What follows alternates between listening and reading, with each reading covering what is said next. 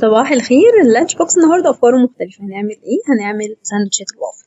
هنعمل الوافل بس على شكل ساندوتشات. تعالوا بينا نشوف ايه هي الافكار بتاعت النهارده.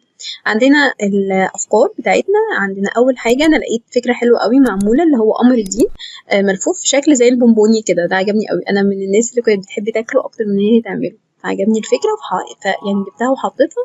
وبما ان كل حاجه بتبقى مشرشره فحطيت الجزر على شكل ايه، الجزر بالقطاعه بتاعته اللي هي بتشرشره كده بالشكل ده. وعندنا لبن بالشوكولاته.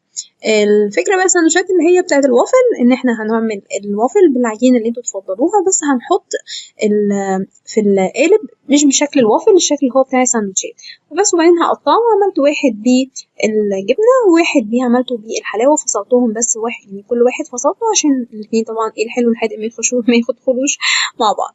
بس كده افكارنا بسيطه، واشوفكم على خير فيديو جديد. وما تنسوش تشتركوا في القناه، ومن امومه بتكبر